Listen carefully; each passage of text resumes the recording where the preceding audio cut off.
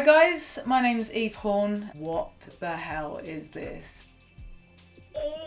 So the next section I wanted to discuss on the Ableton interface is this section over here to the left. So it's kind of like the library section, and here you have something called collections where you can put your favourite sounds, so you can colour code them, put your favourite effects, anything that you would like to favourite you can put under the collection section. Underneath that, you've got something called categories, and what that does is split all of your instruments and plugins and so on and so forth into specific categories. So first of all, you have sounds. If I click on that, you can see a list next to that saying ambient and evolving, bass, brass, effects, so on and so forth, down the list of different types of instruments. So they're broken down into specific types. If I click the little arrow just where it says ambient and evolving, you have a massive list of sounds that come with Ableton, which is fantastic. And in order to start using any of these sounds, you don't kind of import or anything like that. You literally pick it up and drop it on whatever track you would like to use it on. If I say dark, add one, you can see underneath, if I click on that, down here it's got a little preview button, and next to that is a little headphone icon in a circle. If I click on that, it means it's on, so it will play automatically whenever I click on a specific sound. Take it from your category library onto a track, whether that's audio or MIDI.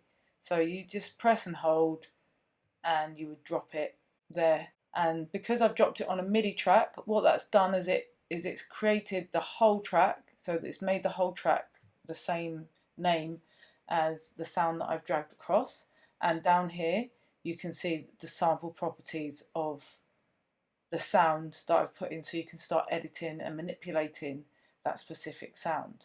As you can see, if I drag it onto any of the audio tracks, it's got the a no-go sign, so that shows you it's a MIDI sound.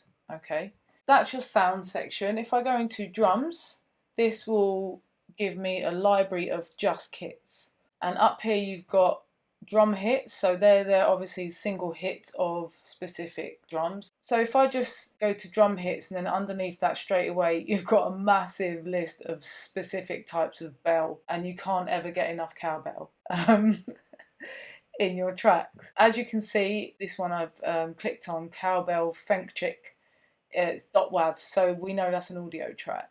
So if I click and drag onto an audio track, you can see it here, and this little triangle next to it is actually a play button, or something called a clip launch button in Ableton Live, because what these are essentially are clips, and we are creating arrangements in this view by adding multiple clips together. It'll make sense later on, hopefully. So yeah, this is different type of cowbell. So if I click the little arrow, it will close that, and then I go to claps. Once again, press and hold and drag onto your audio track, and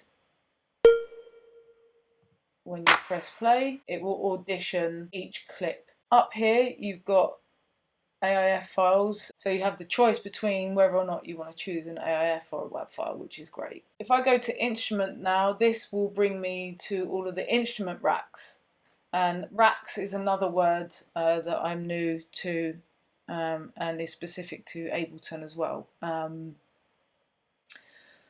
which we'll get into later. So yeah, we have instrument racks here, and let's go to string uplift. Once again, I'm going to drag and drop it onto my MIDI channel, and that's changed my MIDI channel. Underneath that we have audio effects, and these can manipulate the original sound that you have loaded. So here you've got an audio effect rack for mixing, mastering, modulation, rhythmic. Like, the way that they break it down is really cool, because it allows you to go straight in for exactly what you want, instead of looking at this massive pool of things. If you want something that's going to give you space, or some room in a track, you can go to the audio effect rack here, go straight down to space, and you have like all of this chorus, echo, reverb chambers, everything like that. That's the one thing. I love the way it's organized.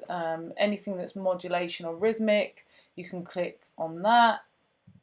Mixing and mastering, it's got a huge range of different types of mixing and mastering racks, effects racks that you can use, which is I'm really excited to get involved in. So underneath your audio effects, you have your MIDI effects, and once again, really well kind of laid out, arpeggiator chords. You've got a MIDI effect rack like you did with the audio effect rack. Just play about with it really. Max for Live. So Max for Live allows you to add loads more devices. I think someone told me that this used to be a separate thing and now they've added it in, which is great. So I'm really excited to get my hands on that as well. I don't fully know what it is yet, but I'm going to learn.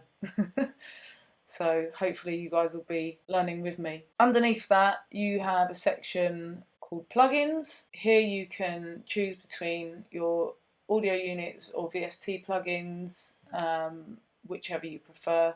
You can see all of your third-party plugins, which is great. So underneath plugins, you have something called clips. This is where you browse all of your installed live clips. Basically, you can have them all here. I haven't done anything yet, so there's nothing there, but I will.